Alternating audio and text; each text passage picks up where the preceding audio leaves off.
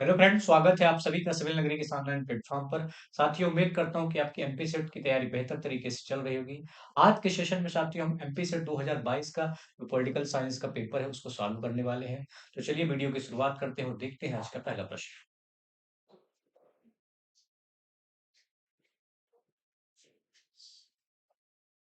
साथियों, ये आज का हमारा पहला प्रश्न है।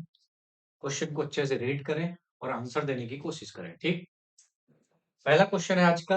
किसने अपनी पुस्तक टू कॉन्सेप्ट्स ऑफ लिबर्टी में स्वतंत्रता की जो अवधारणा है उसको सकारात्मक एवं नकारात्मक स्वतंत्रता के रूप में क्लासिफाई किया है? Who in his book two concepts of liberty classified the concepts of liberty into positive एवं एंड निगेटिव लिबर्टी। यानी कि किसने जो है तो पॉजिटिव एवं निगेटिव लिबर्टी की बात की है टू कॉन्सेप्ट्स ऑफ लिबर्टी में। आपको बताना ये पुस्तक जो है तो किसके द्वारा लिखित है जिसमें उन्होंने पॉजिटिव एवं निगेटिव लिबर्टी की बात की है। करेक्ट ऑप्शन, पहला ऑप्शन जो दिया गया है आपको जेएस मिल दिया गया है। दूसरा जो ऑप्शन दिया गया है आपके पास है ईशा बर्लिन का। थर्ड है आपके पास टीएच ग्रीन। देन है फोर्थ जो ऑप्शन दिया गया है आपके पास एफ ए हाइक। आपको बताना है इसका जो करेक्ट ऑप्शन क्या होगा। टू कॉन्सेप्ट्स ऑफ जब लिबर्टी की हम बात करते हैं तो ये जो बुक है ईशा बर्लिन के द्वारा लिखी गई है। ठीक, जबकि जेएस मिल की बात हम अगर करें तो इन्होंने ऑन लिबर्टी पुस्तक लिखी। ऑन लिबर्टी, ठीक, ऑन लिबर्टी। जबकि टीएच ग्रीन जो है तो आपके टीएच ग्रीन जो है तो आधुनिक उदारवाद के जनक माने जाते हैं। आधुनिक उदारवाद के जनक माने जाते हैं। आधुनिक उदारवाद के जनक। ठीक, ये जनक टीएच ग्रीन। इसके अलावा अगर हम फ्रेडरिक हाइक की बात करें, कॉन्स्टिट्यूशन ऑफ लिबर्टी एक उनकी इंपॉर्टेंट बुक है। Constitution of liberty of liberty liberty की जिस JS Mill on liberty. Isaiah Berlin ने टू कॉन्सेप्ट्स ऑफ लिबर्टी पुस्तक लिखी जिसमें उन्होंने पॉजिटिव एवं निगेटिव लिबर्टी की बात की। निगेटिव लिबर्टी का यहाँ मतलब क्या है? राज्य के हस्तक्षेप की बात की जाती है, जबकि पॉजिटिव लिबर्टी में अवसरों की क्षमता की बात की जाती है। ठीक है, अगले क्वेश्चन की ओर चलते हैं हम।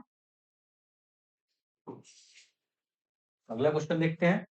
निम्नलिखित में से किसके लिए जो है तो स्वतंत्रता और समानता परस्पर विरोधी विचार हैं? For whom among the following liberty and equality are mutually antithetical ideas? पहला जो ऑप्शन है आपके पास लॉर्ड एक्टन। सेकंड जो ऑप्शन है लास्की। थर्ड ऑप्शन आपके पास आर एस्टोनी। और जो कि फोर्थ ऑप्शन आपके पास है रूस। किसने जो है तो स्वतंत्रता और समानता को परस्पर विरोधी विचारधारा बताया है? कि स्वतंत्रता और समानता जो है तो एक दूसरे के विरोधी है। तो ये किसने कहा? Lord Acton. Option number A जो है जिसका करेक्ट हो जाएगा। स्वतंत्रता और समानता जो है तो परस्पर विरोधी विचारधारा। इसके अलावा अगर हम जेएस मिल की बात करें तो जेएस मिल ने जो है तो स्वतंत्रता और समानता को एक दूसरे के पूरक बताया है। ठीक है, अगले क्वेश्चन की ओर चलते हैं। अगला क्वेश्चन देखते हैं आज का। एक न्यायपूर्ण जो समाज है उसकी आधारभूत संस्थाओं और संरचनाओं के निर्धारण हेतु अनविज्ञता का पर्दा के दार्शनिक विचार को किसने प्रतिपादित किया? ठीक, who propounded the philosophical idea of will of ignorance to determine the basic institution and structure of a just society? यानी कि जो अनविज्ञता का पर्दा है ये दार्शनिक विचार किसके द्वारा प्रतिपादित किया गया? पहला जो ऑप्शन है आपके पास जेरेमी बेंथम। सेकंड ऑप्शन है आपके पास जे एस मिल। थर्ड ऑप्शन है आपके पास जॉन रॉल्स। क्योंकि फोर्थ ऑप्शन आपके पास है रॉबर्ट नोजिक। तो आपको बताना है कि जो अनविज्ञता का पर्दा है ये दार्शनिक जो थॉट है किसके द्वारा प्रतिपादित किया गया? थ्योरी ऑफ जस्टिस जो है तो जॉन रॉल्स से रिलेटेड है। Theory of justice, theory of justice जिसमें उन्होंने न्यायपूर्ण समाज की बात की और उसी में उन्होंने अनिश्चितता का पर्दा यानी कि बिल ऑफ इग्नोरेंस संबंधी जो थॉट्स है किससे संबंधित है? जॉन रॉल्स से रिलेटेड है। ठीक, करेक्ट ऑप्शन इसका क्या हो जाएगा? सी नंबर जो है तो इसका करेक्ट हो जाएगा। जेरेमी बेंथम की जब बात करते हैं तो उपयोगितावाद के जनक माने जाते हैं। उपयोगितावाद के जनक माने जाते हैं। उपयोगितावाद के जनक माने जाते हैं। उपयोगितावाद के जनक माने जाते हैं। ठीक,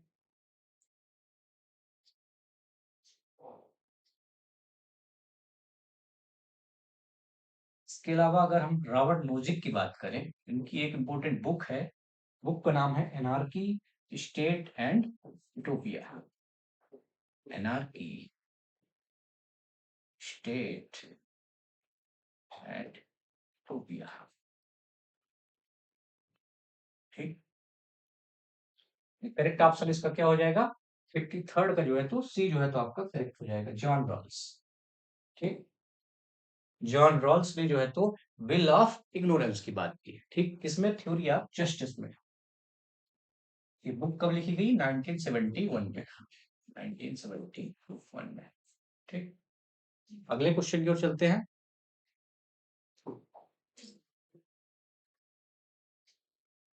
साथियों, क्वेश्चन है, निम्नलिखित में से कौन अधिकारों के प्राकृतिक सिद्धांत का प्रस्तावक नहीं है? Who among the following is not a proponent of the natural theory of rights? किसने जो है तो प्राकृतिक अधिकारों के जो प्राकृतिक सिद्धांत है उसका प्रस्तावक नहीं है? नहीं है बताना है आपको इनमें से। पहला जो है तो हाफ्स, दूसरा जो आपके पास ऑप्शन है वो लॉक है, थर्ड है जो है तो रूसो, की फोर्थ जो ऑप्शन आपको दिया गया है बेंथम। अधिकारों के प्राकृतिक सिद्धांत का मतलब है कि ऐसे अधिकार जो हमें जन्म से मिले हुए, जैसे कि जीवन का अधिकार, स्वतंत्रता और संपत्ति के जो अधिकार हैं, ये किससे संबंधित है? जन्म से मिले हुए, सार्वभौमिक है। ठीक है, नेचुरल अधिकार है, नेचुरल राइट्स है। तो किसने जो है तो इसकी बात नहीं की? सॉब्स ने भी बात की, लॉक ने भी बात की, रूसो ने भी बात की, जबकि आपको जेरेमी बेंथम जो है तो इसके सपोर्टर नहीं माने जाते हैं। ठीक है, तो करेक्ट ऑप्शन क्या हो जाएगा? ऑप्शन नंबर डी जो है तो इसका करेक्ट हो जाएगा। एंथम जो है तो इसके आलोचक माने जाते हैं। ठीक,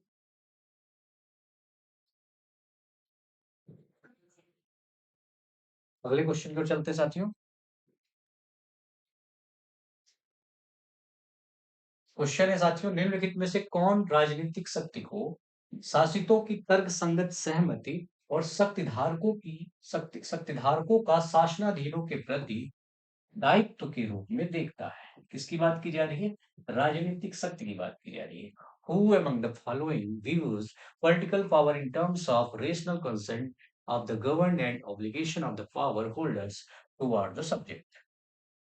पहला ऑप्शन है आपके पास हॉब्स, सेकंड ऑप्शन है आपके पास लॉक, थर्ड ऑप्शन है आपके पास फिल्मर, फोर्थ जो ऑप्शन है आपके पास वेबर। किसने ये बात की? पॉलिटिकल पावर को जो है तो तर्कसंगत सहमति और शक्तिधारकों का शासनाधीनों के प्रति क्या दायित्व है, किसकी किसने बात की?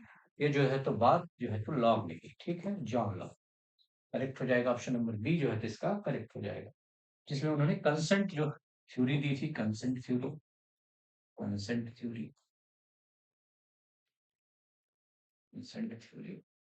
ठीक, उसमें इन्होंने बात की। ठीक है, पॉलिटिकल पावर जो है तो शासकों की तर्क संगत सहमति और शक्तिधारकों का शासनाधीनों के जो दायित्व है, इसने बात की, जॉन लॉक की बात की। करेक्ट ऑप्शन क्या हो जाएगा? ऑप्शन नंबर बी जो है तो इसका करेक्ट हो जाएगा। अगले क्वेश्चन की ओर चलते हैं साथियों।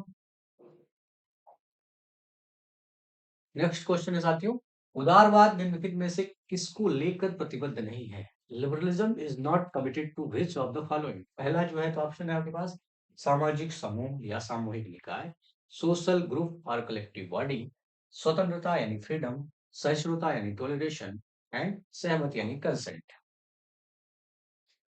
जब उदारवाद की बात की जा रही है तो इसको लेकर उदारवाद जो प्रतिबद्ध नहीं है?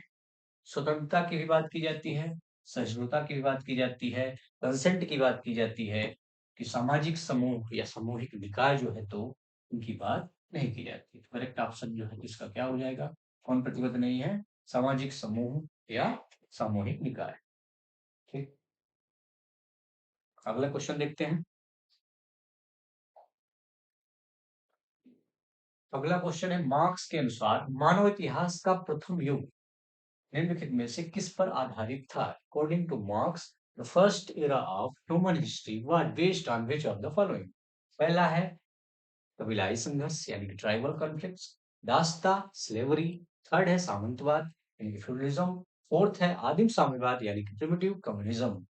करेक्ट ऑप्शन आपको बताना है। जो इतिहास के स्टेजेस बताए हैं कार्ल मार्क्स ने, कितने स्टेज बताए हैं इतिहास के? 6 प्रमुख स्टेज बताए हैं कार्ल मार्क्स ने। 6 स्टेजेस बताए हैं। जो कि पहला जो स्टेज है आपका, वो आदिम साम्यवाद है, जिसमें ना तो कोई क्लास होगी, ना तो कोई कॉन्फ्लिक्ट हो गया, ना तो बल, ना तो संघर्ष। ठीक, पहला स्टेज है। उसके बाद दूसरा जो स्टेज उन्होंने बताया, तो वो दासता बताया। थर्ड जो स्टेज उन्होंने बताया था सामंतवाद। सेकंड जो है तो दासता, थर्ड जो है तो सामंतवाद, जबकि फोर्थ जो उन्होंने बताया पूंजीवाद। फोर्थ जो है उन्होंने पूंजीवाद, पूंजीवाद, और फिफ्थ उन्होंने समाजवाद, समाजवाद, और लास्ट जो उन्होंने बताया साम्यवाद। 6 प्रमुख जो है तो मानव इतिहास के स्टेजेस है। इसका आधार क्या था? वैज्ञानिक आधार पर कार्ल मार्क्स ने डिवीजन किया था। एक कार्ल मार्क्स का बुक एक इंपॉर्टेंट एक बुक है,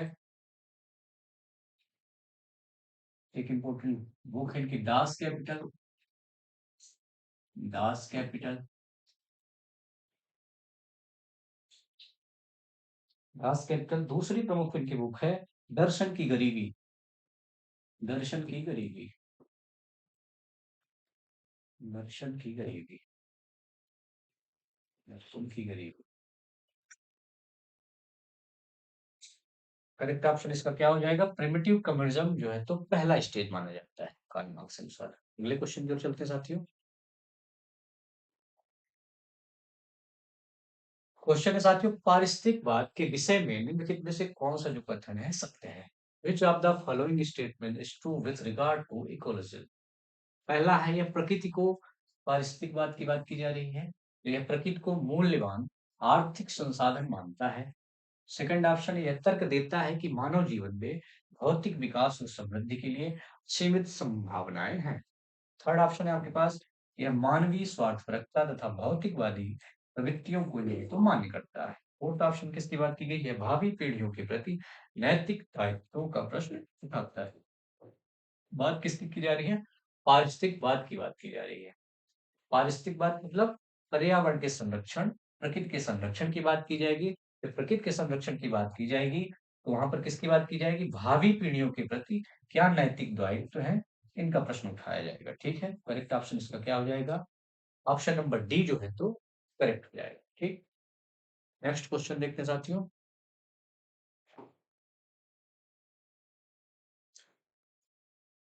साथियों क्वेश्चन है, बहुसंस्कृतिवाद की आधारभूत मांग क्या है? What is the basic demand of multiculturalism? पहला है समान सामाजिक अधिकार, कॉमन सोशल राइट्स। सेकंड है एकल समान राष्ट्रीय संस्कृति, single common national culture. Third है विभेदकारी नागरिकता, डिफरेंशिएटेड सिटीजनशिप। फोर्थ जो है आपके पास ऑप्शन है आर्थिक समानता, इकोनॉमिक इक्वालिटी।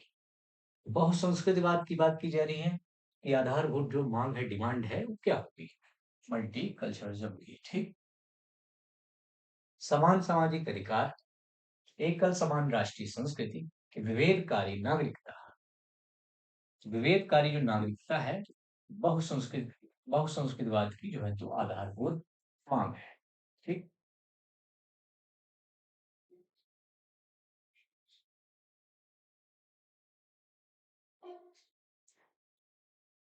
बहुसंस्कृतवाद में हम क्या करते हैं? अल्पसंख्यकों के संरक्षण की बात की जा रही है। बहुसंख्यकों के साथ ही अल्पसंख्यकों का जो है तो मेल हो जाए, इसकी बात किस में की जा रही है? बहुसंस्कृतिवाद में की जा रही है। तो जिसमें जो है तो किसकी मांग की जाएगी? विभेदकारी जो नागरिकता की मांग किसमें की जाएगी? बहुसंस्कृतिवाद की जो है तो आधारभूत मांग मानी जाएगी। ठीक, इसके अगर समर्थक देखें तो वीकू पारेख माने जाते हैं। तो वीकू पारेख, वीकू पारेख समर्थक। इसके अलावा विल कैम्ब्लिका, विल कैम्ब्लिका इसके प्रमुख सपोर्टर माने जाते हैं।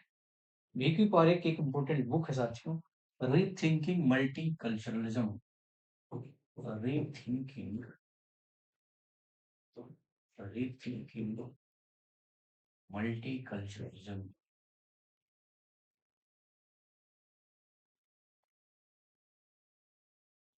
ठीक, जबकि बिल कैम्ब्लिका की जो इम्पोर्टेंट बुक है multicultural citizenship, multicultural citizenship, multicultural citizenship. ठीक, करेक्ट ऑप्शन इसका क्या हो जाएगा? ऑप्शन नंबर सी जो है तो करेक्ट हो जाएगा। अगले क्वेश्चन की ओर चलते हैं साथियों।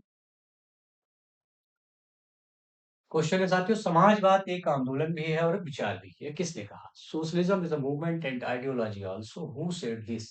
सी CEM George, Charles Fourier, and third है जीटीएस स्कूल, फोर्थ जो ऑप्शन है आपके पास जेएस मिल। समाजवाद एक आंदोलन भी है। समाजवाद का उद्भव कैसे हुआ? पूंजीवाद के विरोध में उद्भव हुआ। ठीक, किसने जो है तो बात की समाजवाद एक आंदोलन भी है और विचार भी, किसने बात की? जीडीएच कोल जो है तो, जीडीएच कोल ने बात की समाजवाद जो है तो एक आंदोलन भी है और एक विचार भी है। करेक्ट ऑप्शन क्या हो जाएगा इसका?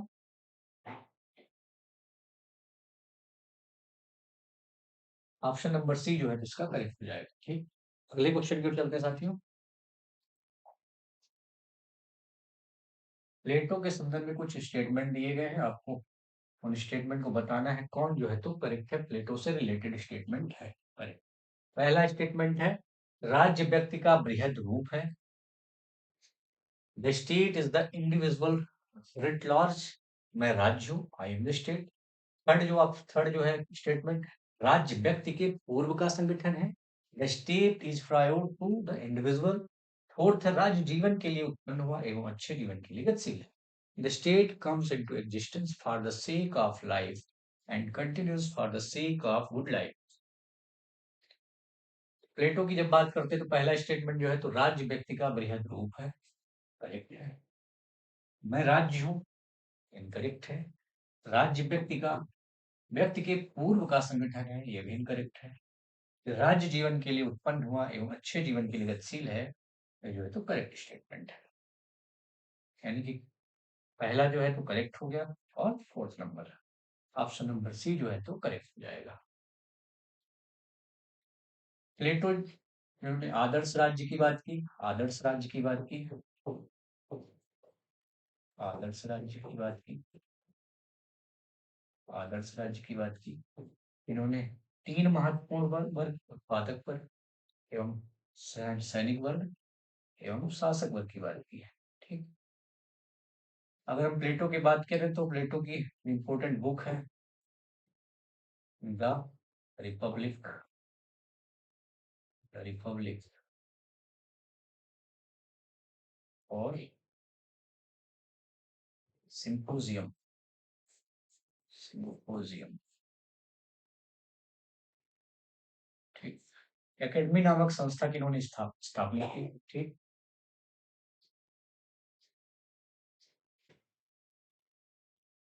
एक और बुक है इनकी the Republic and the Laws, Laws, laws.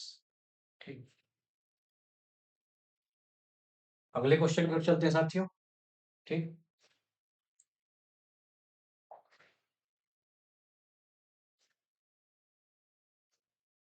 Question अरस्तु के स्टेटमेंट से संबंधित, निम्नलिखित में से कौन सा जो कथन है अरस्तु का नहीं है? अरस्तु ने क्या बात नहीं बोली? राज्य प्राकृतिक तथा आंगिक यौगिक है।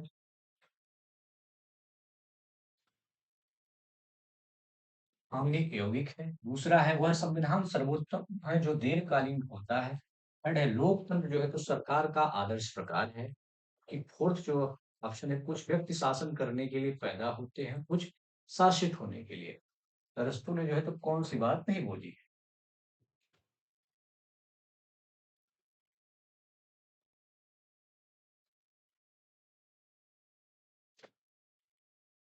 अरस्तु की जब हम बात करते हैं तो अरस्तु ने क्या नहीं कहा, राज्य जो है तो एक प्राकृतिक तथा आणविक यौगिक है, एक state is a natural and organic compound.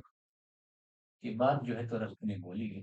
किससे संविधान सर्वोत्तम है जो दीर्घकालीन होता है, ये भी करेक्ट है। लोकतंत्र सरकार का आदर्श कार्य, democracy is the ideal form of government, ये बात जो है तो अरस्तु ने नहीं कही, आइडियल फॉर्म की बात नहीं की। ठीक, कुछ व्यक्ति शासन करने के लिए और कुछ शासित होने के लिए होते हैं, तो ये जो है तो करेक्ट। इनकरेक्ट पूछा जा रहा है, इनकरेक्ट क्या हो जाएगा, ऑप्शन सी जो है तो करेक्ट हो जाएगा। अरस्तु की बात करते हैं तो अरस्तु जो है तो राजनीतिक विज्ञान के जनक माने जाते हैं, राजनीतिक विज्ञान के जनक, राजनीतिक विज्ञान के जनक माने जाते हैं।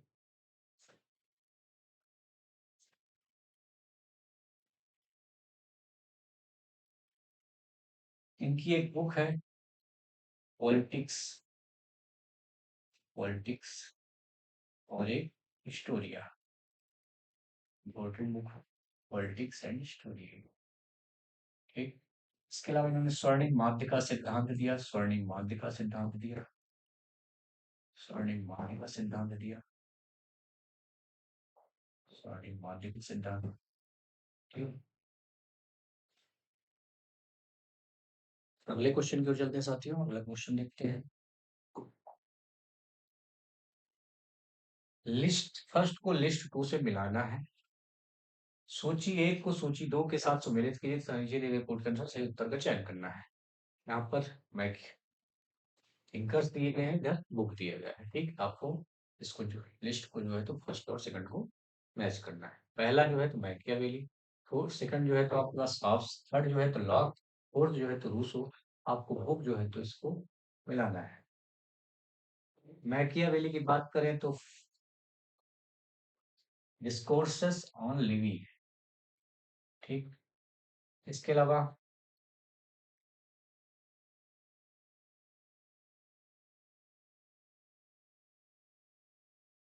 रूसो की बात करें तो सोशल कॉन्ट्रैक्ट, हाफ्स की बात करें तो लेवियाथन हाफ से संबंधित है। इसके अलावा लॉक की जो इम्पोर्टेंट बुक है वो है Two Treatises of Civil Government. Hobbes की बुक है लेवियाथन, मैकियावेली की बुक है डिस्कोर्सेस ऑन लिवी, और एक इम्पोर्टेंट बुक है द प्रिंस, प्रिंस। ठीक, ए का क्या हो गया 4 नंबर, बी का 3, सी का 1 और डी का 2। ठीक, ऑप्शन नंबर बी जो है तो करेक्ट हो जाएगा। ठीक? अगले क्वेश्चन की ओर चलते हैं साथियों।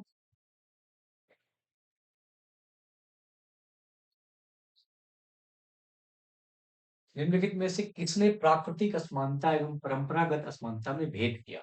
Who among the following made a distinction between natural inequality and conventional, that is moral and political inequality? किसने प्राकृतिक असमानता एवं परंपरागत जो असमानता है उसमें डिफरेंशिएट किया है? ठीक है, distinction between natural inequality and conventional inequality, Rousseau ने, लॉक ने, हॉब्स ने, बंद। किसने बात की प्राकृतिक असमानता एवं परंपरागत असमानता में भेद किया, किसने?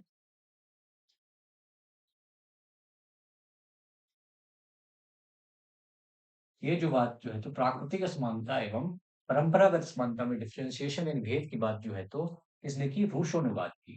करेक्ट ऑप्शन क्या हो जाएगा, ऑप्शन नंबर ए जो है तो करेक्ट हो जाएगा। ठीक, अगले क्वेश्चन की ओर चलते हैं साथियों। निम्नलिखित में से किसका प्रतिपादन जेएस मिल ने नहीं किया है? Which of the following was not advocate advocated by J.S. Mill: negative liberty, the granting of equal rights to women, individualism, positive liberty, यानी कि नकारात्मक स्वतंत्रता, महिलाओं को समान अधिकार दिया जाना, व्यक्तिवाद, एवं फोर्थ ऑप्शन जो आपके पास है सकारात्मक स्वतंत्रता। जेएस मिल ने किसका प्रतिपादन नहीं किया? महिलाओं के समान अधिकार दिए जाने की बात की, व्यक्तिवाद की बात की, जबकि सकारात्मक स्वतंत्रता की बात जो है तो जेएस मिल ने नहीं की। ठीक, सकारात्मक क्षमता की बात जो है तो इज़ बर्लिन ने की थी, ठीक? नकारात्मक क्षमता की बात इन्होंने की, यानी कि राज्य का कम से कम हस्तक्षेप हो, ठीक है? ठीक। बाकी इन्होंने स्वतंत्रता की बात की, संपत्ति की बात की और जीवन की जीवन की बात की, ठीक? अगले क्वेश्चन पे चलते हैं साथियों। करेक्ट करेक्ट क्या हो जाएगा इसका? ऑप्शन नंबर डी जो है तो करेक्ट हो जाएगा। और एक्चुअल लिबर्टी की बात पीएस मिल ने नहीं की थी, ठीक? अगले क्वेश्चन की ओर चलते हैं।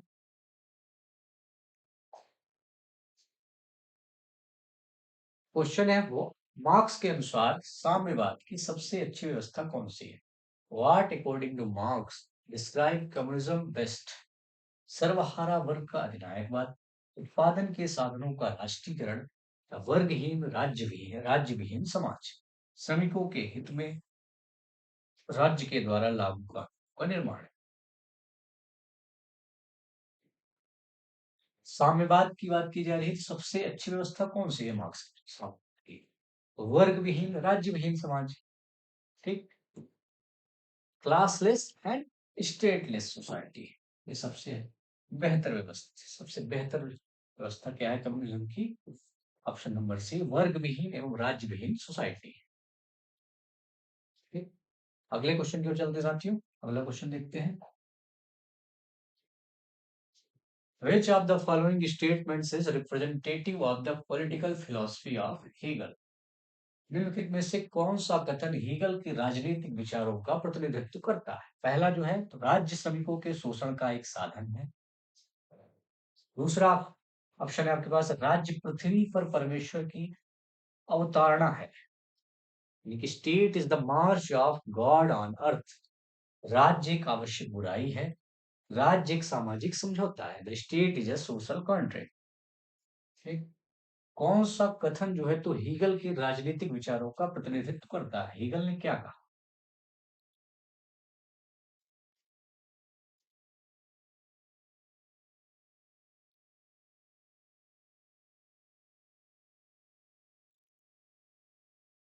राज्य ने हीगल ने ये बात कही कि राज्य जो है तो पृथ्वी पर ईश्वर का प्रतिनिधित्व करता है, यानी कि परमेश्वर की अवतारणा है। करेक्ट ऑप्शन क्या हो जाएगा? ऑप्शन नंबर बी जो है तो इसका करेक्ट हो जाएगा। हीगल की अगर बात करें तो इन्होंने एक इंपॉर्टेंट बुक लिखी, तर्क शास्त्र का विज्ञान, इंपॉर्टेंट बुक है इनकी, तर्क शास्त्र का विज्ञान,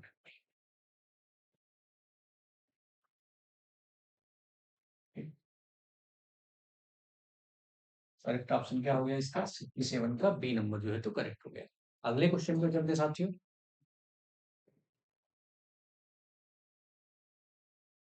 अगला क्वेश्चन है, निम्नलिखित में से कौन सा विकल्प माओ जेडोंग के साथ संबंधित नहीं है? माओ जेडोंग या माओ सेतुंग इन्हें कहा जाता है। Which among the following is not associated with the Mao Zedong? एक देश दो सिस्टम, लॉन्ग मार्च या छोटी लाल किताब या सांस्कृतिक क्रांति यानी Cultural Revolution. One country two system, Long March, the Little Red Book, छोटी लाल किताब, एंड फोर्थ है सांस्कृतिक क्रांति। माओ जेडोंग से संबंधित नहीं है। चीनी क्रांतिकारी चीनी क्रांतिकारी चीनी क्रांतिकारी एवं विचारक, ठीक, माओ जेडोंग।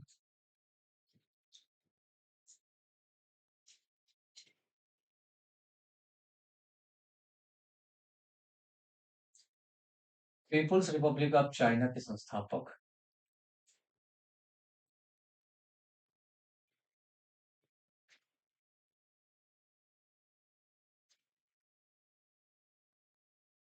1989, ठीक।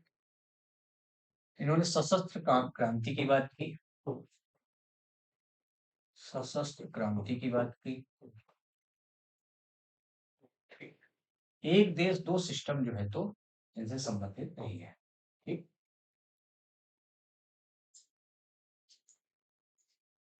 अगर इनकी बुक की बात करें तो विरोधाभास विरोधाभास पर विरोधाभास पर 10th नए लोकतंत्र पर, नए लोकतंत्र पर इम्पोर्टेंट बुक। ठीक, ऑप्शन नंबर ए जो है जिसका करेक्ट हो जाएगा। अगले क्वेश्चन की ओर चलते हैं साथियों, अगला क्वेश्चन देखते हैं। निम्नलिखित में से किस पुस्तक के लेखक जो है तो एंटोनियो ग्राम्सी हैं? विच of the following books was authored bye Antonio Gramsci? पहला है कन्फेशंस, दूसरा है प्रिंस, तीसरी जो बुक है प्रिजन नोटबुक्स, फोर्थ जो है तो social reform revolution. Antonio Gramsci की बात की जा रही है तो प्रिंस नहीं है। प्रिजन नोटबुक जो है तो इनसे रिलेटेड बुक है, प्रिजन नोटबुक जो है तो इनसे रिलेटेड है।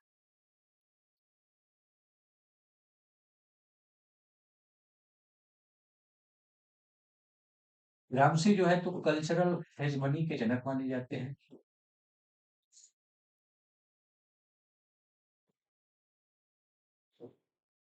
ठीक,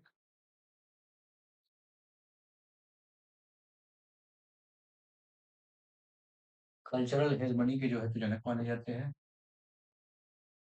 के जनक माने जाते हैं। सांस्कृतिक आधिपत्य, सांस्कृतिक आधिपत्य। ठीक, तो प्रिजन नोटबुक जो है तो इनसे रिलेटेड बुक है। अगले क्वेश्चन की ओर चलते हैं साथियों। हॉब्स के बारे में पूछा जा रहा है। हॉब्स के लिए संप्रभुता है, सोवरेंटी, नागरिक कानून के अधीन यानी subject to civil law. Second है जनता की इच्छा के अधीन यानी कि subject to the will of the people. Third option है राजा एवं संसद में विभाजित यानी कि divided between king and parliament. Fourth आप जो ऑप्शन आपके पास है कानून के ऊपर एवं केवल प्राकृतिक जो कानून है उनमें ईश्वर के प्रति उत्तरदायी एवं the law and accountable only to God under the law of nature. Hobbes के बारे में बता दें, सोवरेंटी जो है तो किससे रिलेटेड है?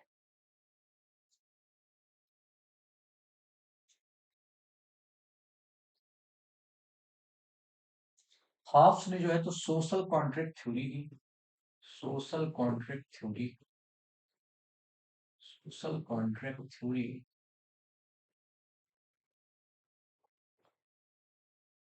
इसमें उन्होंने किसकी बात की? संप्रभुता की बात की। संप्रभुता जो है तो क्या है? कानून के ऊपर एवं केवल प्राकृतिक कानूनों में ईश्वर के प्रति उत्तरदायी है। ठीक, ठीक, क्या हो जाएगा? ऑप्शन नंबर डी जो है तो करेक्ट हो जाएगा। राज्य क्या है? संप्रभु है, लोगों को विद्रोह का अधिकार नहीं है, केवल तब उनके जीवन से जुड़े अधिकारों को उल्लंघन हो रहा है तब बस। ठीक है, करेक्ट ऑप्शन क्या हो जाएगा? ऑप्शन नंबर डी जो है तो करेक्ट हो जाएगा। ठीक, अगले क्वेश्चन पर चलते हैं साथियों। कौटिल्य के बारे में पूछा जाए, सप्तांग की दृष्टि से कौटिल्य ने दुर्ग को कौन सा स्थान दिया? Which place did Kautilya give to the fort from the point of view saptang? राज्य के सप्तांग सिद्धांत की बात की जा रही है जो कौटिल्य ने दिए। इसमें राज्य की जो तुलना जो है तो शरीर के 7 प्रमुख अंगों से की गई। दुर्ग को जो है तो चौथे नंबर पर रखा गया है। ठीक, दुर्ग को जो है तो चौथे नंबर पर रखा गया है।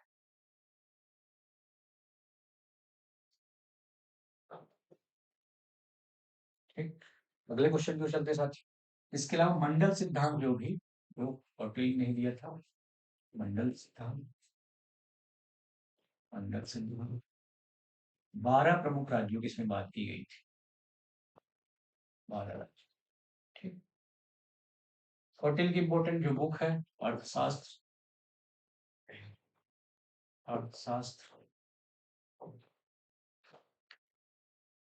ठीक, अगले क्वेश्चन की ओर चलते हैं साथियों। फतवा ए जहादी जहादारी के लेखक कौन है? मोहम्मद इकबाल, जियाउद्दीन बर्नी, कि कबीर, कि एम के गांधी? फतवा ए जहादारी जो दिल्ली सल्तनत से संबंधित है, इसमें राजनीतिक नियमों की बात की गई थी। इससे रिलेटेड है ये, जियाउद्दीन बर्नी से रिलेटेड। ठीक,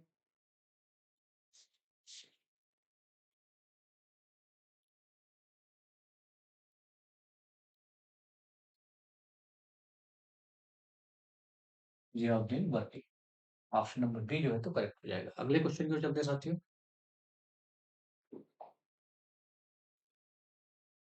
अगला क्वेश्चन, मैं ना राजनीतिक झूठ स्टेटमेंट है, आपको बताना है ये स्टेटमेंट जो है तो किससे रिलेटेड है। मैं ना राजनीतिक झूठ न राजनीति का आंदोलन मचाने वालों में से हूँ। मैं केवल आत्मतत्व की चिंता करता हूँ, जब वह ठीक होगा तो सब अपने आप ठीक हो जाएगा। ये किसने कहा? Neither I am a politician nor a political activist. I care about my soul. When it is well, then everything will be well by itself. Who said it? M.N. Roy, Rabindranath Tagore, Swami Vivekanand, Sri Aurobindo। जब आत्मा की बात की, जब मैं केवल आत्म तत्व की चिंता करता हूँ, जब वह ठीक होगा तो सब अपने आप ठीक हो जाएगा। तो स्टेटमेंट जो है तो स्वामी विवेकानंद से संबंधित है। ठीक, स्वामी विवेकानंद। स्वामी विवेकानंद की बात करें, उनका जन्म जो है तो 12 जनवरी 1863। ठीक, अगर इनकी बुक देखें,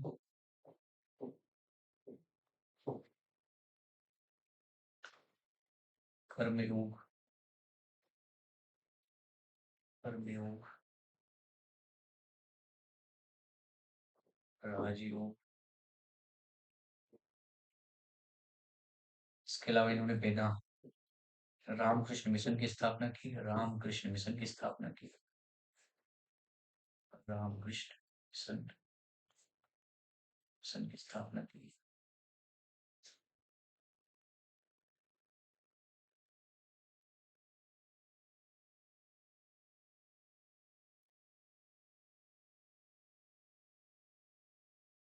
एम एन राय की बात करें साथियों, पहली बार इन्होंने औपचारिक रूप से संविधान सभा की मांग की। संविधान सभा की मांग की। संविधान सभा की मांग की। ठीक, रविन्द्रनाथ टैगोर की इंपॉर्टेंट बुक है गीतांजलि। इसके अलावा पोस्ट मास्टर और काबुलीवाला। ठीक, श्री अरविंद जो है तो राष्ट्रवादी थिंकर माने जाते हैं।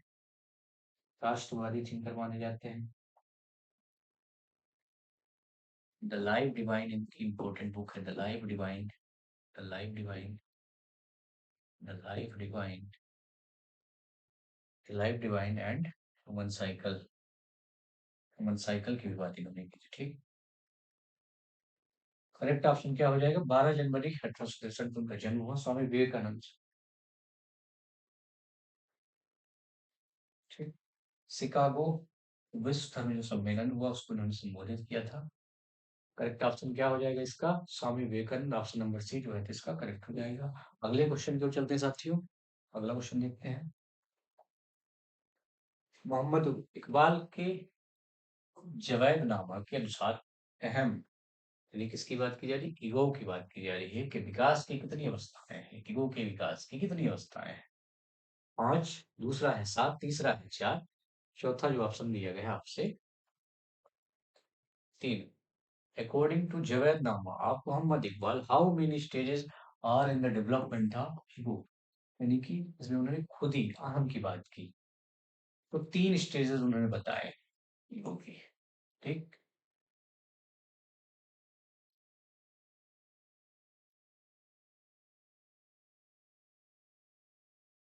पहला जो है तो स्टेज उन्होंने बताया है आत्मपालन। आत्मपालन, देन है संयम, थर्ड जो है तो ईश्वरीय प्रतिनिधित्व की बात की है। ईश्वरीय प्रतिनिधित्व की बात की। ठीक, इसके अलावा अगर इनकी प्रमुख रचनाएं देखें, असरार ए खुदी, असरार ए खुदी, असरार ए खुदी, और एक है बंग दरा, बंग दारा।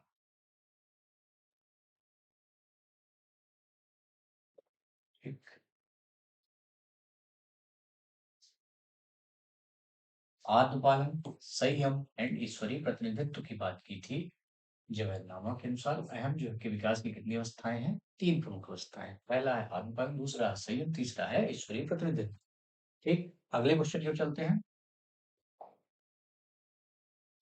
अगला क्वेश्चन पंडिता रमाबाई से है, ने किस पुस्तक में लिखा है कि आत्मविश्वास और आत्मनिर्भरता जो है तो स्त्री प्रगति की नींव है?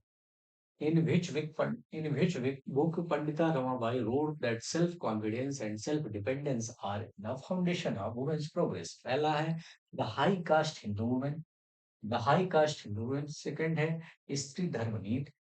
थर्ड जो है तो early life story and travel in India. And fourth है फेमाइन एक्सपीरियंस इन इंडिया. तो कौन सी जो वो बुक बताना है आपको, किस पुस्तक में उन्होंने लिखा है कि आत्मविश्वास और आत्मनिर्भरता जो है तो स्त्री प्रगति की नींव है. वो क्या, कौन सी बुक है वो? स्त्री धर्मनीति. ऑप्शन नंबर बी जो है तो करेक्ट हो जाएगा.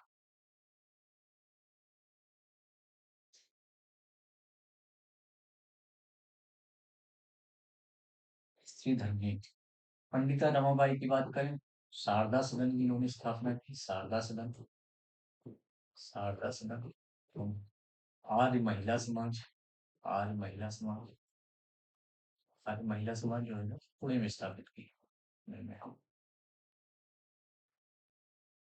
महिला, महिला समाज सुधारक मानी जाती है. ठीक. अगले क्वेश्चन की ओर चलते हैं साथियों.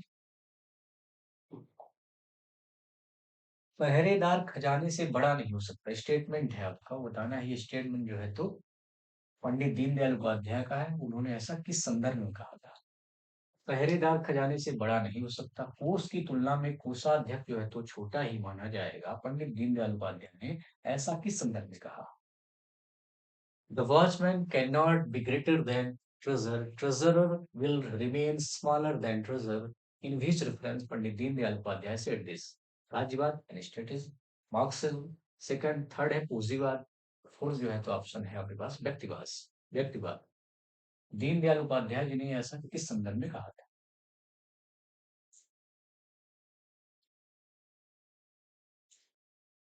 दीनदयाल उपाध्याय जी की बात की जा रही है तो ऐसा उन्होंने राज्यवाद यानी स्टेटिज्म के संदर्भ में कहा था. करेक्ट ऑप्शन क्या हो जाएगा? ऑप्शन नंबर ए जो है तो करेक्ट हो जाएगा. दीनदयाल उपाध्याय की बात करते हैं तो एकात्म मानववाद के लिए जाने जाते हैं. एकात्म मानववाद, मानववाद एवं अंत्योदय, अंत्योदय. जनसंघ के संस्थापक दीनदयाल उपाध्याय. अंत्योदय इनकी प्रमुख आर्थिक लोकतंत्र की बात इन्होंने की. इसमें आर्थिक लोकतंत्र की बात की. ठीक. अगले क्वेश्चन की ओर चलते हैं साथियों.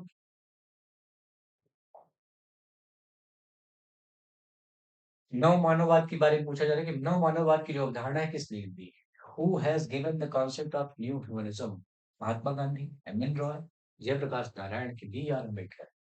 तो नव मानववाद की जब हम बात करते हैं तो ये अवधारणा जो है तो एम एन रॉय से रिलेटेड है. मानवेंद्र नाथ राय, एम एन रॉय. ठीक. करेक्ट क्या हो जाएगा? ऑप्शन नंबर बी जो है तो करेक्ट हो जाएगा. अगले क्वेश्चन पे चलते हैं. How many types of non violence are there as mentioned by Mahatma Gandhi? क्योंकि अहिंसा के कितने प्रकारों की बात महात्मा गांधी ने की थी? अहिंसा के प्रकारों की बात की जा रही है. तो अहिंसा के जो है तो मुख्य रूप से महात्मा गांधी ने तीन प्रमुख प्रकारों की बात की. ठीक. ऑप्शन नंबर डी जो है तो इसका करेक्ट हो जाएगा. एक है कायरों की, कायरों की हिंसा. दूसरा है औचित्यपूर्ण, औचित्यपूर्ण. और एक है जागरूक. ठीक. अहिंसा कितने प्रकार के? तीन प्रमुख प्रकार. ठीक. कायरों की अहिंसा.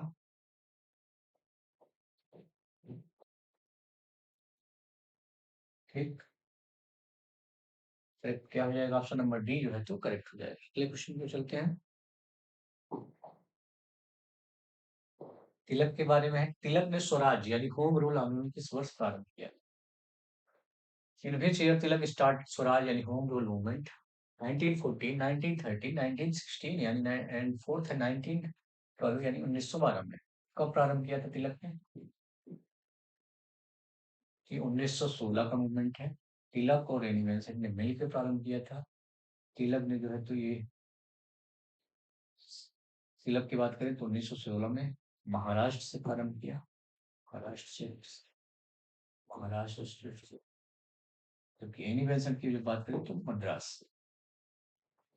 मद्रास उत्तराखंड क्षेत्र, ठीक।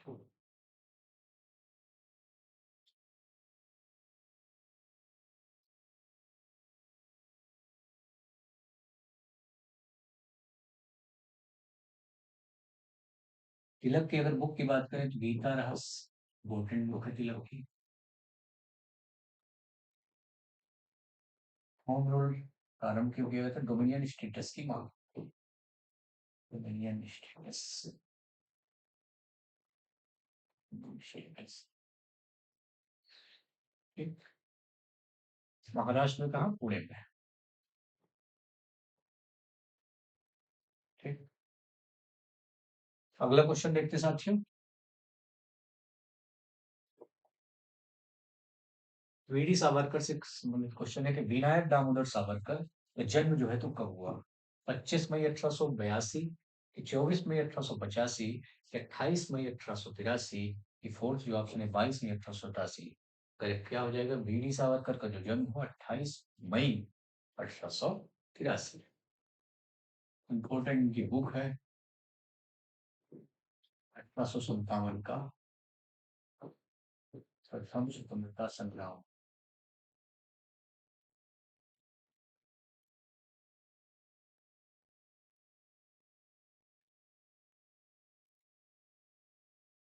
ठीक।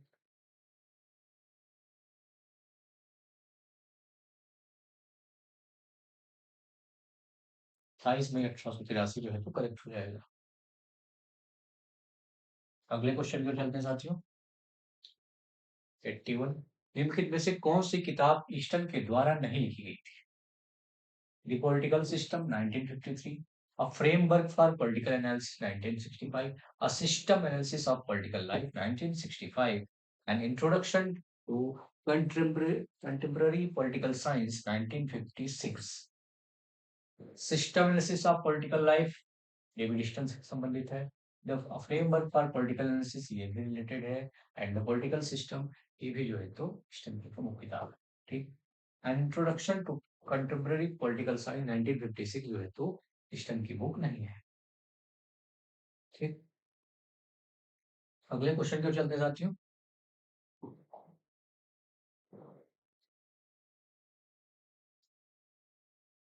निर्वाचन की जो आनुपातिक प्रतिनिधित्व प्रणाली है निम्नलिखित में से क्या असत्य है? इनकरेक्ट बताना है आपको। विच of the following incorrect in the proportional representation system of election? अनुपातिक प्रतिनिधित्व प्रणाली से संबंधित जो है तो कौन से स्टेटमेंट इनकरेक्ट है? एक सूत्री मत प्रणाली, क्यूमुलेटिव वोट सिस्टम, देन है एकल संक्रमणी मत प्रणाली, single transferable vote system, then है लिस्ट सिस्टम यानी सूची प्रणाली, फोर्थ है अल्टरनेटिव वोट सिस्टम। तो जब हम अनुपातिक प्रतिनिधित्व प्रणाली की बात करते हैं तो उसमें अल्टरनेटिव वोट सिस्टम जो है तो इससे रिलेटेड नहीं है, बाकी तीनों जो है तो इससे संबंधित है। ये बहुमत वाली प्रणाली से संबंधित है, बहुमत प्रणाली से। ठीक। बाकी तीनों स्टेटमेंट जो है तो तीनों जो है तो ऑप्शन से अनुपातिक प्रतिनिधित्व प्रणाली से संबंधित है। ठीक। चलते हैं अगले क्वेश्चन की ओर। अगला क्वेश्चन है साथियों, कंपैरेटिव पॉलिटिक्स से स्टेटमेंट बताना है कथन किस विचारक का है? तुलनात्मक राजनीति का संबंध राजनीतिक संस्थाओं की कार्यविधि और राजनीतिक व्यवहार की महत्वपूर्ण निरंतरताओं, समानताओं और असमानताओं से है। Comparative politics is concerned with the important continuity, similarities, and dissimilarities of political behavior and functioning of political institutions. To which thinker does the statement belong? रेवंती, माइकल कॉर्टिस, एन है सी नंबर है जीन ब्लांडेल, फोर्थ जो option है आपके पास के Roberts. Statement ये किसका है? तुलनात्मक राजनीति का संबंध जो है तो राजनीतिक संस्थाओं की कार्यविधि और राजनीतिक व्यवहार की जो भी महत्वपूर्ण निरंतरताओं हैं, समानताएं हैं और असमानताओं से है। स्टेटमेंट जो है तो माइकल कर्टिस से संबंधित है, ठीक है। ऑप्शन नंबर बी जो है तो करेक्ट हो जाएगा। अगले क्वेश्चन को चलते हैं साथियों, दबाव समूह की जो विशेषताएं हैं निम्नलिखित में से क्या असंगत है? Which of the following is inconsistent with the characteristics of pressure group?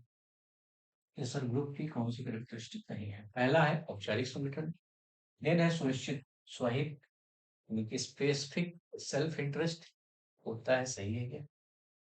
Fixed tenor, voluntary membership, ऐच्छिक सदस्यता, ये भी करेक्ट है। क्या पूछा? क्या संगत है? औपचारिक संगठन, ये भी करेक्ट होगा। जबकि निश्चित कार्यकाल जो है तो इनकरेक्ट होगा। ठीक, करेक्ट क्या हो जाएगा? 84 का जो है तो सी जो है तो करेक्ट हो जाएगा। अगले क्वेश्चन को चलते हैं साथियों। मॉन्टेस्क्यू द्वारा अपनी पुस्तक द स्पिरिट ऑफ लॉज में सरकारों के वर्गीकरण के अंतर्गत 3 वर्गीकरण बताए गए हैं। निम्नलिखित में से कौन सा जो है तो वर्गीकरण उसमें शामिल नहीं है? There are 3 classification of government given by Montesquieu in his book the Spirit of Laws, which of the following is not included in this classification? पहला है रिपब्लिक, सेकंड है मोनार्की, थर्ड है ऑटोक्रेटिक यानी कि निरंकुश तंत्री, फोर्थ जो है तो क्लास सिस्टम। मॉन्टेस्क्यू की एक इंपॉर्टेंट बुक है द स्पिरिट ऑफ लॉस, जो है तो 1739 में ये लिखी। ठीक, 1739, जिसमें उन्होंने किसकी बात नहीं की?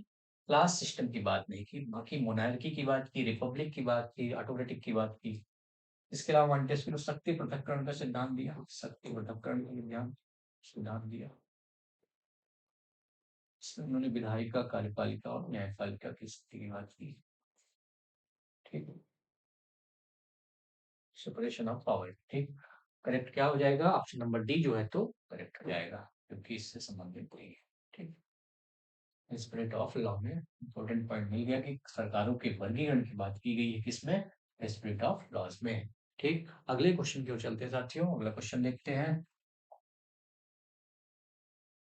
क्वेश्चन है साथियों, सामाजिक आंदोलन जो शब्द है उसका प्रयोग सबसे पहले किसने किया? Who use the term social revolution for the first time? Montesquieu, second है सेंट साइमन, थर्ड है माओ, फोर्थ जो है तो आपके पास मार्क्स दिया गया है। सामाजिक आंदोलन शब्द का प्रयोग सबसे पहले किसने किया? अगर हम प्रयोग की बात करें तो सबसे पहले प्रयोग जो है तो किसने किया? सेंट साइमन ने किया। Saint Simon. ठीक, करेक्ट क्या हो जाएगा? ऑप्शन नंबर बी जो है तो करेक्ट हो जाएगा। अगले क्वेश्चन की ओर चलते हैं साथियों। अगला क्वेश्चन देखते हैं। अगला क्वेश्चन है मैक्स वेबर से, सत्ता के वर्गीकरण में निम्नलिखित में से कौन सा जो है तो शामिल नहीं है? Which among the following is not included in max weber classification of authority? पहला है परंपरागत सत्ता यानी ट्रेडिशनल अथॉरिटी, देन है लीगल रेशनल अथॉरिटी यानी कि कानूनी तर्कसंगत सत्ता, थर्ड है करिस्मेटिक करिस्मेटिक अथॉरिटी यानी करिश्माई सत्ता, फोर्थ है आर्थिक सत्ता यानी कि इकोनॉमिक अथॉरिटी। तो जो है तो करिश्माई सत्ता की बात की, परंपरागत सत्ता की बात की, कानूनी तर्कसंगत सत्ता की बात की, कि आर्थिक सत्ता की बात इन्होंने नहीं की थी मैथ्स के बारे में। ठीक, 87 का जो है तो डी हो जाएगा।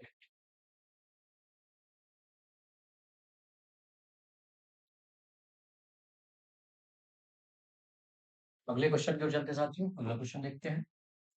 राजनीतिक संस्कृत की जो अवधारणा है का विचार किसने दिया? Who gave the concept of political culture? मैथडीज, सेकंड है मार्टिन लिप्सेट, थर्ड है गैब्रियल ऑलमेंट एंड फोर्थ जो है तो वेबर। पॉलिटिकल पॉलिटिकल कल्चर की बात की जा रही है तो किससे रिलेटेड स्टेटमेंट है? अवधारणा है, कॉन्सेप्ट है, तो गैब्रियल ऑलमेंट से रिलेटेड अवधारणा है। ठीक, करेक्ट क्या हो जाएगा? सी नंबर जो है तो करेक्ट हो जाएगा।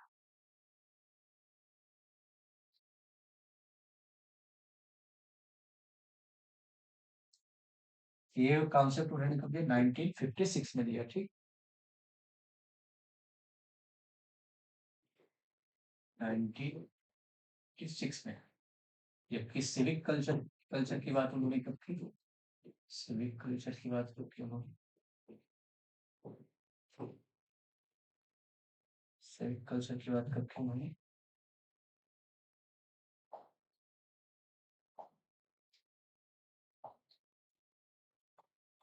सिविक कल्चर की बात कब की उन्होंने?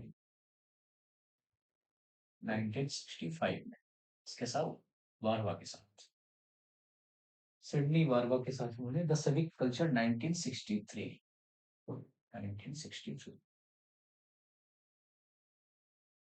गैब्रियल आलमंड राजनीतिक संस्कृति की अवधारणा 1956 में, जबकि सिविक कल्चर सिडनी वार्वा के साथ, सिडनी वार्वा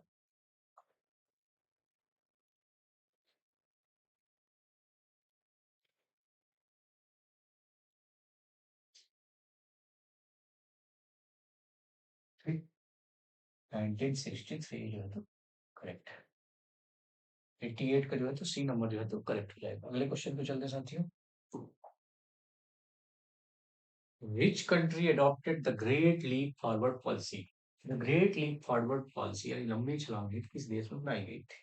अमेरिका में, सेकंड है भारत में, थर्ड जो है तो चीन में, फोर्थ जो है तो Japan. The Great Leap Forward policy की बात की जा रही है, किससे संबंधित है? चीन से संबंधित। ठीक।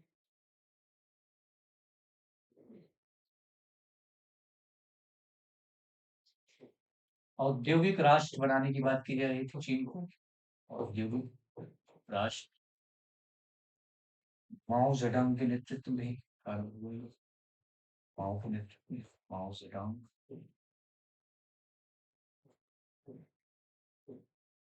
माओ जेडंग।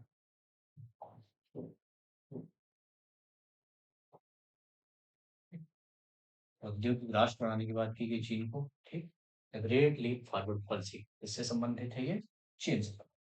अगले क्वेश्चन के चलते हैं साथियों, अगला क्वेश्चन देखते हैं। अगला क्वेश्चन है, under whose leadership Naxalbari movement started? इसके नेतृत्व में नक्सलवाड़ी जो आंदोलन है प्रारंभ हुआ? चारू मजुमदार और कानू सान्याल, मेघा पाटकर, अन्ना हजारे, विनोबा भावे, तीनों गलत नहीं है। चारू मजुमदार एवं कानू सान्याल भारत में जो है तो नक्सलवाड़ी आंदोलन के प्रणेता माने जाते हैं। पश्चिम बंगाल से प्रारंभ हुआ। पश्चिम बंगाल, माओ की विचारधारा से ये काफी प्रभावित थे ये। ठीक। चारों मजुमदार एवं कानू सान्याल, करेक्ट क्या हो जाएगा? 90 का जो है तो ए नंबर जो है तो करेक्ट हो जाएगा। 1967। ठीक। अगले क्वेश्चन की ओर चलते हैं साथियों, अगला क्वेश्चन देखते हैं। मानव अधिकारों से संबंधित जो भी अंतरराष्ट्रीय कन्वेंशन है उनके काल क्रमानुसार यानी सीक्वेंस में अरेंज करना है आपको। महिलाओं के प्रति सभी प्रकार के भेदभाव समाप्त करने से संबंधित कन्वेंशन, देन है बाल अधिकारों से संबंधित कन्वेंशन, थर्ड है नरसंहार की रोकथाम यानी कि genocide and punishment related convention, fourth है नस्ल भेद समाप्त करने संबंधित कन्वेंशन यानी convention on end of racial discrimination. आपको इसको एक सीक्वेंस में अरेंज करना है कि कौन सा पहले हुआ कौन सा लास्ट में हुआ। तो महिलाओं के प्रति सभी प्रकार के भेदभाव समाप्त करने की बात की जाती है, कब की गई है? 1979 में की गई। 1979 में की गई। इसके अलावा अगर हम बाल अधिकारों की बात करें,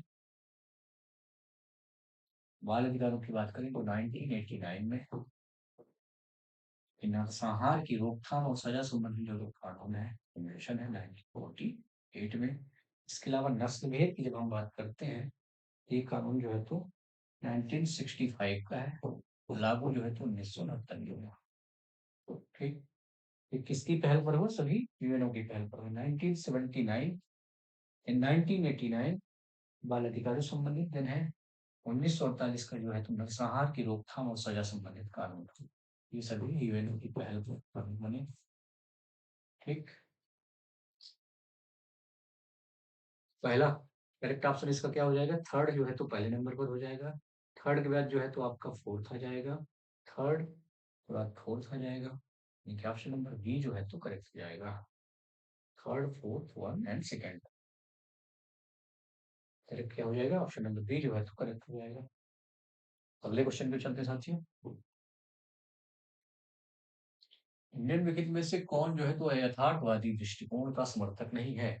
Who among the following is not the supporter of the realistic approach? George Kennan, George Schwarzenberger and then Henry Kissinger, fourth है नन ऑफ द अबव, कोई में से कोई नहीं। कौन सा जो है तो यथार्थवादी दृष्टिकोण का समर्थक नहीं है बताना। George Kennan, George Schwarzenberger and then Henry Kissinger जो है तो ये सभी संबंधित है, नन ऑफ द अबव जो है तो में से कोई नहीं। ठीक। अगले क्वेश्चन की ओर चलते हैं साथियों, अगला क्वेश्चन देखते हैं आज का।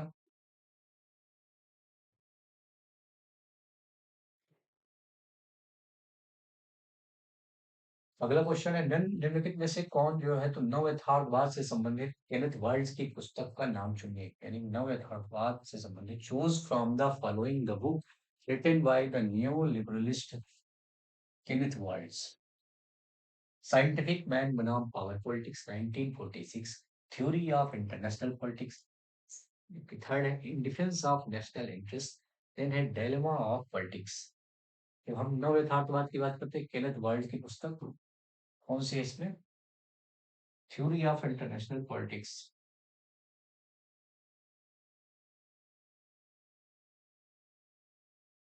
Theory of international politics. बाकी ये जो है तो मॉर्गन की बुक है, मॉर्गन की बुक है। साइंटिफिक मैन बनाम पावर पॉलिटिक्स। इसके अलावा डेलमा ऑफ पॉलिटिक्स ये भी मॉर्गन की बुक है। ठीक, करेक्ट क्या हो जाएगा? थ्योरी ऑफ इंटरनेशनल पॉलिटिक्स जो है किसकी बुक है? केनेथ वाल्ड की पुस्तक है। ठीक, 1979। करेक्ट क्या हो जाएगा? ऑप्शन नंबर बी जो है तो करेक्ट हो जाएगा। अगले क्वेश्चन पे चलते हैं साथियों। अगला क्वेश्चन देखते हैं आज का। यूरोपीय यूनियन में वर्तमान में कितने सदस्य हैं? नंबर बताना है आपको, यूरोपीय यूनियन कितने हैं? पहला है 28, दूसरा है 27, थर्ड है 26, फोर्थ जो है तो 29। करेक्ट क्या हो जाएगा? 27। बना कब यूरोपीय यूनियन आपका? 1 नवंबर 1900।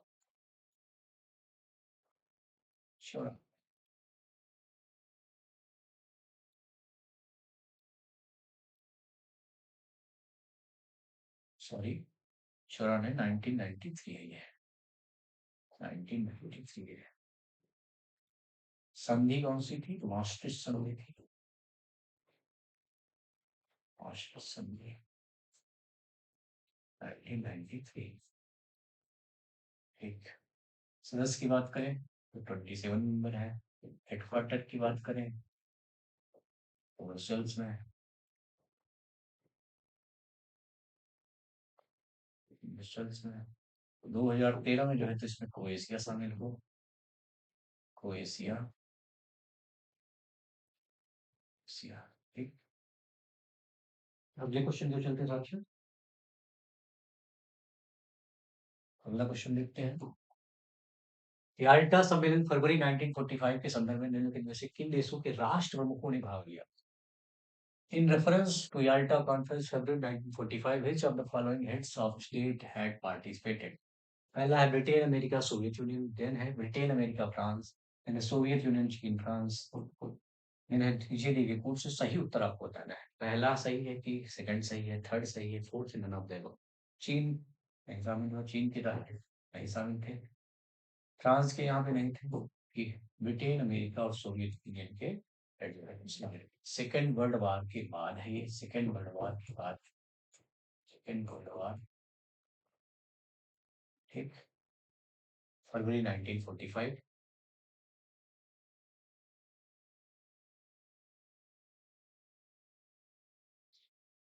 ब्रिटेन से जो है तो चर्चिल शामिल हुए थे, चर्चिल, चर्चिल, यहाँ से रूजवेल्ट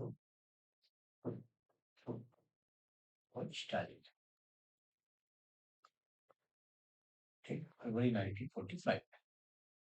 अगले क्वेश्चन पे चलते साथियों। क्या हो जाएगा करेक्ट इसका? ऑप्शन नंबर ए जो है तो करेक्ट हो जाएगा। ठीक, अगले क्वेश्चन पे चलते साथियों।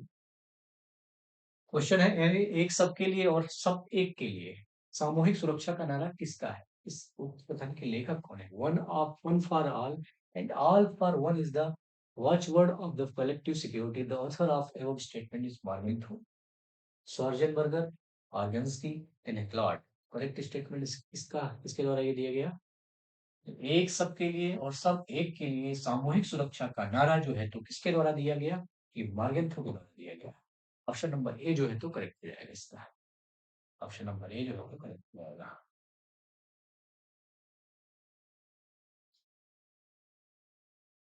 ठीक, अगले क्वेश्चन पे चलते साथियों। अगला क्वेश्चन देखते हैं आज का। ब्रेटन वुड्स कॉन्फ्रेंस से संबंधित क्वेश्चन है। सम्मेलन से संबंधित निम्नलिखित में से एक सुमेलित नहीं है, इनकरेक्ट क्या है? In reference to Bretton Woods conference which one of the following is not correctly matched? सम्मेलन का वर्ष 1944, सम्मेलन का माह जुलाई, सम्मेलन की जो डेट दी है 4 जुलाई, भाग लेने वाले देशों की संख्या 44 सही है। यानी सम्मेलन का वर्ष 1944 ये भी सही है। सम्मेलन का माह जुलाई ये भी सही है। डेट जो है तो इनकरेक्ट है। पूछा है अगर आपसे इनकरेक्ट तो सी नंबर जो है तो इनकरेक्ट हो जाएगा।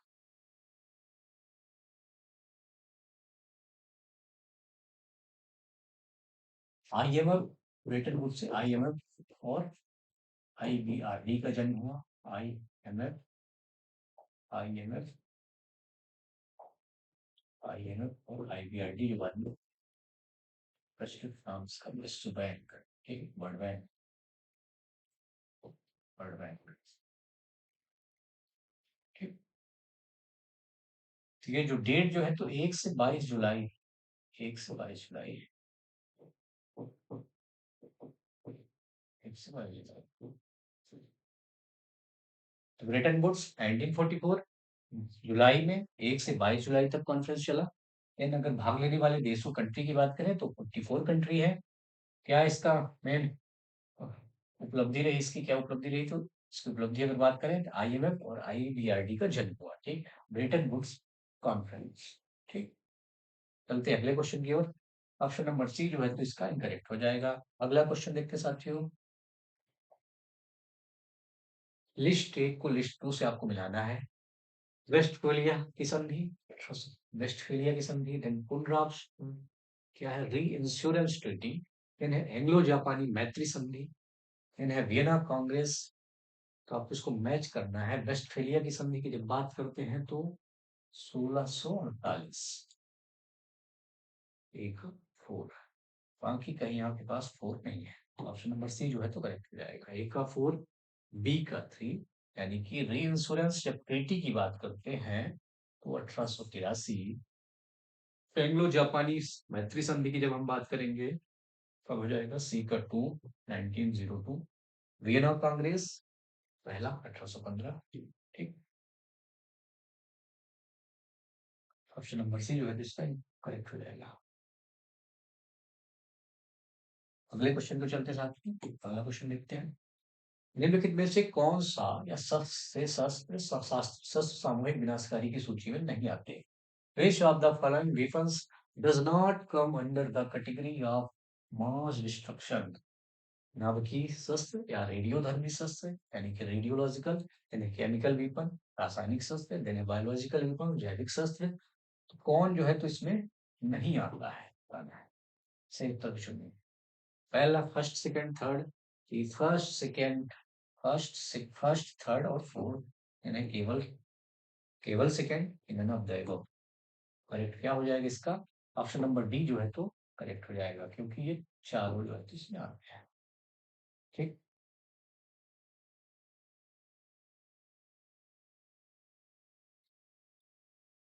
अगले क्वेश्चन देखते हैं साथियों। निवारण के संदर्भ में निम्नलिखित में से कौन सा जो स्टेटमेंट है सही है? In reference to the deterrence which of the following statement is not correct? निवारण की बात की जा रही है। यह एक राजनीतिक रणनीति का भाग है। This is a part of political strategy. Second है, यह एक सैन्य रणनीति का भाग है, यानी कि this is a part of military strategy. तो कौन सा जो है तो स्टेटमेंट इसमें सही है निवारण के संदर्भ में? राजनीतिक रणनीति का भाग है, सही है। सैन्य रणनीति का भाग है, ये भी सही है। करेक्ट क्या हो जाएगा? ऑप्शन नंबर सी जो है तो करेक्ट हो जाएगा, ठीक।